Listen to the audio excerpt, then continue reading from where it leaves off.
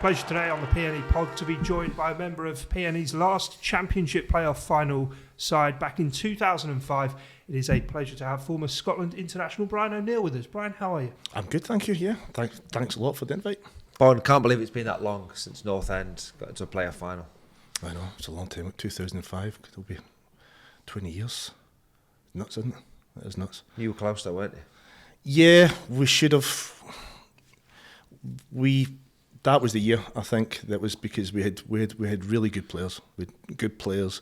We knew there was probably we were going to lose a couple of them, which did sort of weaken us a wee bit for the following season. But it was the final at Cardiff. Just, I was going to say we let ourselves down, but it was a terrible game. It was a really warm day. There wasn't really any intensity in the game, and it took a bit of a mistake for them to score the winning goal. But we never got going in the final. It's a shame as well because we played them twice that year, and we were 3-0 up against them here at half time. We absolutely battered them. But they had good players as well. They had good players. You did double over them that year. Yeah, I did. I know. It was. Looking back now, you can think that the day of the final was just, with it being at Cardiff, the pitch was terrible. It was terrible for both teams, and hence why I think it was a poor game. And that was the one season as well where for some reason the Championship was the last playoff game that get played. So they played the Saturday, played the Sunday, and then our game was on the Monday, which I never really understood. But no, you get your chance and you've got to take it, don't you? It's ironic actually, where we're sat behind us is a picture of the 1964 FA Cup final between West Ham and PNE. Just wanted to mention that. But in terms of the occasion, West Ham had been to the playoff final the year before. Do you think that had any bearing? Or no, I actually don't. I think it was a one-off game, and we had done actually pretty well in one-off games. As I said, we never got going. The game actually didn't get going, and we always started games really quickly. So maybe we were a team that played better during the winter time. It was a bit colder, a bit cooler. I don't know, but we never had that kind of. We never got the intensity to start with. The game was a very, very flat game, and you're trying to do it. You're trying to get going, but it just never. The game never really came to life. Can you remember what was said afterwards though? Was it the manager speaking? Was it players? Anyone sort of saying, "We'll be back here to put it right" or anything like that? I think it takes you a wee bit of time to get like that. I think you need to go over the disappointment first. I had a strange day that day. I had a really strange day because all the families had come down the night before, and all the kids were all playing about in the hotel where they were, and my little son, he sort of slid into a stage in the hotel. The stage was up on its side and it came down and sort of fell on his face. So I had to, that night I got a phone call to the room. It was Ned Kelly, can you come downstairs? It was 11:30. So yeah, so Julian Darby took me to the hospital in Cardiff. Night before the game? Yeah, my wee son's a Buzz Lightyear with his jaw hanging out. He dislocated all his jaw and all his bone was coming through. My wife was in a mess and stuff like that. So I stayed there till about 1 o'clock or something, 1:30. But then I had to go back to the hotel as well because my other two kids were there. And Yule's wife Amber, so I took care of them. So I had to go back and make sure they were okay. So I'm back to the hotel about 2:30, 3 o'clock or something. Never slept, but you're okay. People said, did that affect you? The only thing that was probably quite nice for me was actually, so my son had an operation that morning, the final. So then after the game, I was down. Really down because you've missed it in a big game, but I'd also seen my wee son and he was alright and he was smiling with his jaw like that. What must have been on your mind though for the game? No, really, no, because my wife says that, she says, how could you just go? I said, no, it's two different things, isn't it? He was okay. He'd had the surgery in the morning on the telephone. It was fine. There's nothing you can do about it, is there? So then you've got your family responsibility, so that's been sorted, and then you've got the responsibility to your teammates and your club and the fans.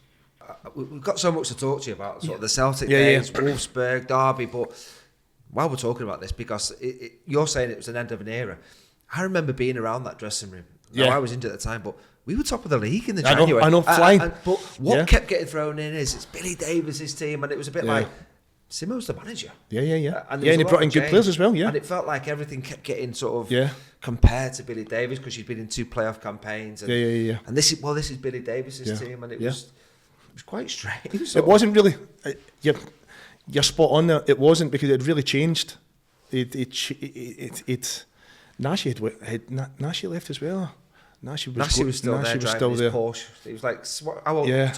Nashi was about 6'6", driving this Porsche. I was thinking, you're too big for that car. Nashi was the funny. Honestly, you could see some brilliant stories with Nashi because Nashi was like this giant in a boy's body. I'm not sure, he was like a big kid.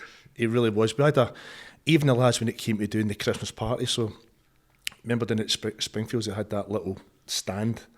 Was it still there when you were there? This little stand right outside. It was only small, just to keep the rain off you. So we had the young kids doing their songs at Christmas, and we were there with all the eggs and all the stuff they throw at them if they were crap. But even if they were good, they still got it. But Nashi's there with the eggs, and he's throwing these eggs, and I'm thinking, Nashi, you're going to kill one of them. He didn't know his strength. You know what I mean? He was just like this big, massive guy. You know, but he was a nice lad, Nashi. Is that why that kid was injured for so long? Let's wrap up North End, because as good a player as you weren't known for goals, but you did score some for North End. Yeah, I scored a few. Yeah, I scored a few. Couple. Yeah, I've got 7 down on this list. But do you remember 7? Yeah, I never had it done at 7. No, I might be wrong. But first goal, you remember your first goal for North End? Was it against Rotherham? It was in a 4-1 victory. Was it a good goal? Have you seen it? No, was it a good one on it? It was a cracker. Was it? Even if I say so myself, Greza put a great ball. I'd went forward. I don't know why, but Greza had a lovely little lob forward, just on the right hand side of the penalty box, and I've taken the volley over my shoulder right in the far corner. Alexander, chip forward for. Oh, it's in! Brian O'Neill with a stunning strike. Okay, have you seen that, Mills? No. There you go. Reading in the cup, any good? FA Cup 3-3, don't remember that one. Can't remember. You didn't score many, don't remember that. So against Palace. 04-05, you've scored against West Ham. Yeah, remember that one. At Deepdale. Yeah, that was here. That was when we were 3 up at half time. Not a good header from Repka. Here's O'Neill. It's an error from Repka, and right on half time, Preston have punished West Ham with a second goal. Crewe away 2-1, but then it says you got sent off afterwards. So have you been sent off for celebrating? I can't remember. You can't remember. So you scored and been sent off, and you don't remember. Honestly, I can't remember. Okay. Wigan at home was a good one because Wigan went up that year. Yeah, they went up. Big Lee McCulloch has scored first for them. And then that was just before the playoffs, wasn't it? Yeah. That was just before the playoffs, so they were going up. I think they might have just been confirmed or something like that day or something like that. But anyway, yeah, that was a decent header. That was a good one. Back post, yeah. And then Palace, you were prolific in 3 days. You scored against Palace twice in 3 days. Once in the scored cup. Here, yeah. And Ian Dowie was my manager, and I met him a few times after that, and he was talking about them. Yeah.